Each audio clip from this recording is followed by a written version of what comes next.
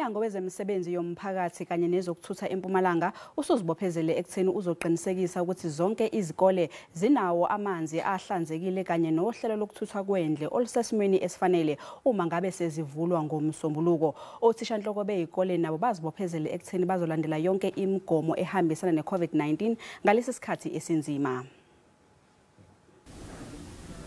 Sisesikoleni seMtimba lokusikole semabanga laphasi eNumbi lapho kulinzeleke khona ukuthi abafundi babuye evikini lelitoko. Kunalo phethe isikole ke Othishanhloko lotasichazela kabanti ukuthi nikulungele kangakanani Othishanhloko kubuya kwabantwana. Ngiyabonga ma'am, siyanibingelela nonke emakhaya. Injabulo lapha kimi namuhla uvakashela MEC. Ngiyabonga kakhulu ukuthi naye ayimele isikolo namuhla bayakhulumela i-development yesikolo, siyambonga kakhulu.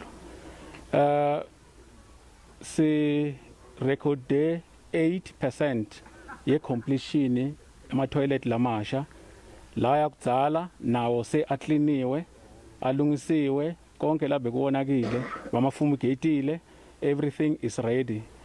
Sina bantwana laba 131 ku grade 7. My classes are divided into 6 classes. Ku each and every class kutobana 20 yebafunzi.